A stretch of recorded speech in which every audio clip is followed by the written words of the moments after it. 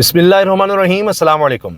अता तारड़ साहब कहने को वफाकी वज़ीर इत्तलात व नशरियात है, मगर उनकी कारकर्दगी पूरी हुकूमत के साथ साथ नून लीग की तरह बहुत ही कमाल है, कमाल ही कारकर्दगी है।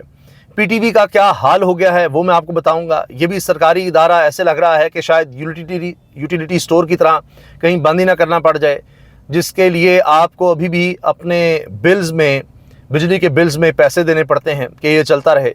स्टील मिल और पीआईए वाला हाल ना इसका हो जाए। इस हुकूमत के होते हुए हर तरफ बर्बादी है। तहरीक इंसाफ की गवर्नमेंट में कहा जा रहा था कि पीटीवी मुनाफा बख्श इदारा बन गया है, मगर अब हाल यह है कि पीटीवी पिछले 5 महीने से, जी हाँ 5 महीने से तनख्वाहें लेट कर रहा है। ये हाल है। और तो और अब तो लोग इनको छोड़कर जा रहे हैं, इनके ग्रुप्स छोड़कर जा रहे हैं, और इस बारे में सीनियर सहाफ़ी लिख रहे हैं और कसूरवार अता तारड़ को करार दिया जा रहा है वफाकी वज़ीर इत्तलात व नशरियात, लेकिन कोई इन्फॉर्मेशन इनके पास है नहीं या कारकर्दगी बताने के लिए नहीं है। ये तो अभी झाग बैठेगी। जिस तरह से कौम इकट्ठी हुई, भारत को शिकस्त दी, जिस तरह से हमारी अफवाज ने उनको शिकस्त दी, तो उस वक्त ये आ जाते थे, इनको कोई सुन लेता था, वरना तो इनको कोई देखने के वाला नहीं करता। चैनल चेंज कर देते हैं लोग, और ये झाग बड़ी जल्दी बैठ जानी है। इनकी कारकर्दगी सारी सामने आनी है। अभी जब वक्त गुजर जाएगा तो पता चलेगा कि ये जिस तरह से बोले नहीं हैं मोदी के खिलाफ, शहबाज शरीफ, नवाज शरीफ, मरीम नवाज साहिबा, आप देखें कि इससे कितनी खराबियां पैदा हुई हैं, आने वाले वक्त में पता लगेगा। क्योंकि अभी तो चीज़ें धड़ाम से गिरेंगी और गिर रही हैं, तो पता नहीं चल रहा कि असल में किस वक्त किसने क्या कहा, लेकिन राज खुलेंगे। अभी सिर्फ अता तारड़ की अगर मैं बात करूं तो आप ये देखें, बताया जा रहा है कि पाकिस्तान टेलीविज़न इन दिनों शदीद माली बहरान का शिकार है और गुज़श्ता 5 माह से मुलाजमीन की तनख्वाहें ताख़ीर से आ रही हैं। पीटीवी मुलाजमीन मेडिकल की सहूलत से भी महरूम कर दिए गए हैं, उनको मेडिकल भी नहीं दिया जा रहा। फवाद चौधरी ने ये ट्वीट किया था, और अब भी वो कर देते हैं कभी कभी पोस्ट के, जी ये पीटीवी तो मुनाफा बख्श इदारा बन चुका था और बड़े पैसे बना रहा था तहरीक इंसाफ के दौर में, इन्होंने ये हाल क्या कर दिया पीटीवी का। ये तमाम सरकारी इदारों का यही हाल करते हैं, सब इदारों का यही हाल करते हैं। सिर्फ इनके अपने काम चमकते हैं, अपने कारोबार चलते हैं। इनके बेलारूस के दौरे ऐसे ही तो नहीं हो जाते। ज़ाहिरी तौर पर ऐसा लगता है कि जब ये आते हैं किसान के लिए ये बड़े ऐलानात करते हैं कि हाँ जी हम आएंगे तो ये कर देंगे वो कर देंगे, लेकिन हकीकत क्या होती है, किसान बर्बाद हो जाता है। यकीन जाने ऐसे से लोग, मैंने बड़े साबिर और शाकिर लोग देखे हैं जो हर हाल में सब्र करने वाले, शुक्र करने वाले। चंद दिन पहले वो साहब मुझे मिले, और ये वो लोग हैं जो इतनी मोहब्बत से काश्तकारी करते हैं, जुनून के साथ, मोहब्बत के साथ, उससे अच्छा उनको कोई काम ही नहीं लगता। अपने कई बिजनेस छोड़ के उन्होंने ये काम शुरू किया काश्तकारी का, और वो कह रहे थे कि ये इन लोगों से जान छूटेगी तो फिर ही कुछ बेहतर होगा। ये मैं आपको बता रहा हूँ, जो लोग बड़े सब्र और शुक्र वाले हैं, उन्होंने हाथ खड़े कर दिए हैं कि पिछले 3 साल में हमने जो बर्बादी देखी है, तबाही देखी है, कभी नहीं देखी। तो 70% लोग अब भी किसी ना किसी तरह, 60 से 70% आप देखें कि काश्तकारी से उनका रोज़गार चलता है। किसान हैं, लाइव स्टॉक में हैं, या आगे जो हमारी इंडस्ट्री है वो भी उस पर डिपेंड करती है। उन लोगों का इन्होंने ये हाल कर दिया है। अब पीटीवी स्पोर्ट्स के होते हुए इदारे क्यों खसारे में जा रहे हैं? क्या गैर ज़रूरी भर्तियों की वजह से? तो ऐसा नहीं। कहीं कल को पीटीवी भी पीआईए या स्टील मिल तो नहीं बनने जा रहा? ये लोग सवाल पूछ रहे हैं। बशीर चौधरी साहब सीनियर सहाफ़ी हैं, उन्होंने ये सारा राज खोला है और तमाम सहाफ़ी इनको इंडोर्स कर रहे हैं, इनकी तायद कर रहे हैं। पाकिस्तान मुस्लिम लीग नून की बतौर जमात सरगर्मियों की कवरेज के लिए 10 साल से ज़्यादा अरसे से पुराना व्हाट्सएप ग्रुप, जिसमें वज़ीर इत्तलात समेत मुतअद्दिद वफाकी वज़रा, उनकी मीडिया टीम, मुस्लिम लीग नून की मरकजी सेक्रेटरी इत्तलात, सूबाई सदूर और तकरीबन 75 रिपोर्टर्स मौजूद थे। नून लीग की जानिब से किसी भी खबर पर रद्दअमल देने के लिए मुसलसल अदम दस्तयाबी और अहम मौक़े पर नज़रअंदाज करने पर रिपोर्टर्स ने एहतजाज किया। किसी भी लीगी रहनुमा ने तहफ़्फ़ुज़ात दूर करना तो दूर की बात, जवाब देना भी मुनासिब ना समझा, जिसके बाद 30 साल से मुस्लिम लीग नून को कवर करने वाले रिपोर्टर्स ने ग्रुप ही छोड़ दिया। अब ये रिपोर्टर्स को भी कुछ नहीं समझते, अवाम को भी कुछ नहीं समझते। ये कहते हैं कि हम कोई वोटों से आए हैं, हम 47 की पैदावार हैं, अगली दफ़ा भी ले लेंगे। रिपोर्टर्स का क्या है, सहाफ़ियों का क्या है, ये किस खेत की मूली हैं? हम तो सीधा इश्तिहार देते हैं सेठों को, इनके मालिकान को। इनकी क्या ज़रूरत है कि कोई बात कर सकेंगे, या इनको हमें जवाब देने की, खबर देने की क्या ज़रूरत है? हम तो करोड़ों अरबों रुपए के इश्तिहार देंगे और उसमें अपनी करवा लेंगे मशहूरी। खबर देने की क्या ज़रूरत है, या उसका जवाब देने की क्या ज़रूरत है कि जी इस बारे में बता दें, इस बारे में जवाब दे दें? कोई ज़रूरत ही नहीं है। इनके जितने भी इदारे हैं, हम उनको पैसे इतने दे देते हैं सरकारी ख़जाने से, क्या ज़रूरत है? सोच ये है, अवाम का कोई ख्याल नहीं। मजदूर, कोई नौकरी पेशा हो, टैक्स लगाओ, किसान तबाह बर्बाद होता रहे, कोई फर्क नहीं पड़ता। इसलिए कि हमने कौन सा वोटों से आना है, हम अब कौन सा वोट से आए हैं, जिस तरह आए हैं उस तरह दोबारा ले आएंगे। क्योंकि अगर वोट की तरफ ध्यान दिया तो हम तो कभी इलेक्शन जीत ही नहीं सकते, इनको पता है, लोगों में जा नहीं सकते। इसलिए अब ये कह रहे हैं कि भाई रिपोर्टर्स क्या चीज़ है, मगर ये इनको भुगतना पड़ेगा। आप देखिएगा, पता चलेगा इनको आने वाले वक्त में। और अभी से देखिए कि लोग छोड़ कर जा रहे हैं इनके ग्रुप्स। 30-30 साल से जो लोग मुस्लिम लीग नून की बीट कर रहे थे, उनकी खबर दे रहे थे अपने अपने इदारों में, उन्होंने इनका ग्रुप छोड़ दिया है।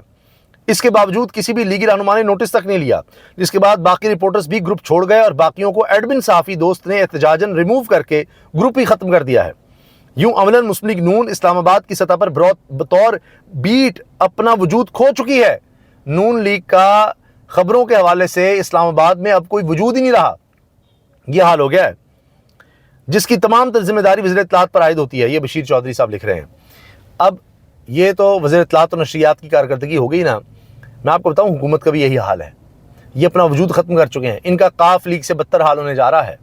लोग कहते हैं मियाँ नवाज शरीफ से तो अब चौधरी शुजात बेहतर है। उनका हाल चौधरी शुजात जैसा हो गया है, ना कहीं बयान, ना कुछ, ना कोई बात, और खामोश से ही पता नहीं क्या कर रहे हैं। कहीं किसी से मुलाकात करके बस खबर छुपाने तक उनकी सोच और कारकर्दगी रह गई है। ये इनका हाल है, ये इस वक्त सूरत हाल है। ये मुस्लिम लीग नून आप देखिए, ये लोगों के दिलों से उतर चुके हैं। ये अब अपनी बका की आखिरी सांसों पर हैं। बस ये जब तक हुकूमत में हैं, उसके बाद इनकी कहानी बिल्कुल ख़त्म है। आप नोट कर लीजिएगा। दूसरी तरफ जी, सालार काकड़ का इंटरव्यू बड़ा इस वक्त डिस्कस हो रहा है। तहरीक इंसाफ के बलूचिस्तान से ताल्लुक़ रखने वाले नौजवान जिनको हाल ही में रिहा किया गया, वो डटे हुए हैं। अच्छा, जिसको भी रिहा कर रहे हैं वो पीछे नहीं हट रहा। इबाद फारूक से लेकर सालार काकड़ तक कहते हैं जेहलम जेल में 1400 लोगों को गिरफ्तार करके लाया गया, लेकिन इसमें हुकूमत ने एक बड़ा ब्लंडर मारा और 1400 में से 30-35% यानी ये कोई अंदाजन बन जाएंगे, समझिए 400 लोग या 400 से ज़्यादा लोग बन जाएंगे, अफ़गान मुहाजिरीन को उठा कर ले आए। ठीक है जी, 30-35% अफ़गान मुहाजिरीन को ले आए जो मुजाहरे में शामिल भी नहीं थे। पहले 2 हफ्ते तो हमें जेल में ना तो कोई दवाई पहुंचाने दी गई और ना ही मुलाकात करने दी गई। इतना ये जुल्म हुआ, मगर फिर बाहर आकर खड़े हो गए हैं। ज़ुबैर अली खान कहते हैं खबर है कि 10 मई ने 9 मई के ज़ख्म भर दिए हैं। जिस तरह लोग निकले हैं, पाकिस्तान जिंदाबाद रैली निकाली है तहरीक इंसाफ ने, उसमें जनाब वो 9 मई वाले सारे ज़ख्म भर दिए गए हैं। फिर एक और बड़ी खबर तहरीक इंसाफ के लिए, बहुत बड़ी खबर, तो जो हमने पिछली वीडियो में जिक्र किया ना कि ट्रक की बत्ती नहीं, चीज़ें हो रही हैं, उसमें देखिए 1 साल बाद लाहौर हाई कोर्ट में 9 मई केसेस में सज़ा पाने वाले 49 मुलजमान की सज़ाओं के खिलाफ अपीलों को समाअत के लिए मुकर्रर कर दिया गया। इनकी तो समाअत ही नहीं हो रही थी, अपीलें नहीं लगती थी, जेलों में सड़ रहे हैं कि कहीं अदालत में नहीं लगे। इंसाफ देना तो दूर की बात थी, उनका केस ही नहीं लगता था। जस्टिस शहबाज रिजवी की सरबराही में दुरुकनी बेंच 19 मई को अपीलों पर समाअत करेगा। मुलजमान को गुजरांवाला इंसदादी दहशतगर्दी अदालत ने 5-5 साल कैद की सज़ा सुनाई थी। 1 साल बाद लाहौर हाई कोर्ट में 9 मई केसेस में सज़ा पाने वाले 49 मुलजमान की सज़ाओं के खिलाफ अपीलों को समाअत के लिए आखिरकार मुकर्रर कर ही दिया गया है। तो इन्हीं खबरों से अंदाज़ा लगाएं कि चीज़ें अब किस तरफ जा रही हैं। मज़ीद इंशाल्लाह अपडेट्स के साथ आपको मिलेंगे। बाकी तो वज़ीर इत्तलात बस नाम के हैं, इन्होंने क्या कहीं कोई बयानिया बनाना है, क्या बात करनी है, ये सिर्फ सारा खुशामदी टोला है। शहबाज शरीफ से लेकर सारे इसी पर ये चल रहे हैं। और बाकी तो आप देखिए क्राइसिस की सिचुएशन में शहबाज शरीफ तो स्विमिंग करते हैं। इमरान खान के दौर में प्राइम मिनिस्टर हाउस में वो नेक्सी में जाकर रहने लग गए थे कि इतना बड़ा प्राइम मिनिस्टर हाउस क्या करना है। वो गाय भैंसें जो थी उन्होंने कहा जी इनको भी बेचो, गाड़ियाँ जो थी वो बेचो, स्विमिंग पूल कोई देखता ही नहीं था, वहाँ कोई जाता नहीं था, बंद करो, इसका खर्चा क्यों है। शहबाज शरीफ साहब प्राइम मिनिस्टर हाउस का स्विमिंग पूल भी इस्तेमाल करते हैं फजर के बाद, उनकी ये मसरूफियत है। जब जंग लगी हुई है, ये इनका हाल है कि अच्छा फौज जाने, उनका काम जाने, हम तो स्विमिंग करें ना। ये सीरियसनेस है। और एयर चीफ का मैं आपको बता दूं, 8 दिन तक वो बंदा अपने घर नहीं गया, सोए भी नहीं सही तरीके से, जहां थे वहीं पर कोई ऊँग आ गई कर लिया। ये उनका हाल था। ये मैं आपको अंदर की खबर दे रहा हूं। हमारे पायलट्स पता नहीं, फौजी जवान पता नहीं कितने दिन जागते रहे हैं, महाज पर रहे हैं। आगे इतनी ज़्यादा सूरत हाल ख़तरनाक थी, बॉर्डर पर तमाम फ़ौजी हमारे लग गए, छुट्टियाँ ख़त्म हो गई, सारा कुछ, कोई दिन रात कुछ नहीं। और यहाँ शहबाज शरीफ साहब को स्विमिंग की भी फुर्सत मिली हुई थी, वो स्विमिंग कर रहे थे। यह हाल है। और बड़ा उन्होंने एहसान जतलाया कि वो तो मैंने कहा कि सिक्योर फ़ोन साथ रखना। देखे ना शहबाज शरीफ साहब हर वक्त काम करते हैं, सिक्योर फ़ोन साथ था। और उसी वक्त आर्मी चीफ की कॉल आ गई, सीज़ फायर के लिए जी दरख्वास्त आई है। तो वरना तो मैं स्विमिंग में मसरूफ़ होता हूँ, मैं तो सिक्योर फ़ोन भी नहीं लेकर जाता। स्विमिंग जब कर रहे हैं तो इतने मसरूफ़ होते हैं। ये इनकी कारकर्दगी है। अभी बजट में देखिएगा क्या क्या ये करने वाले हैं इस कौम के साथ? क्या आपके बिजली के बिल कम हुए हैं जिसका बड़ा शोर था? पेट्रोल का आप देख लीजिए, आलमी सतह पर कितना नीचे चला गया। खबरें थी जी अब इतने रुपए और बनता है, इतने रुपए और बनता है। किया इन्होंने उस तरह कम पेट्रोल? नहीं किया। IMF कहता है अपने खर्चे कम करो, ये खर्चे बढ़ाई जाते हैं।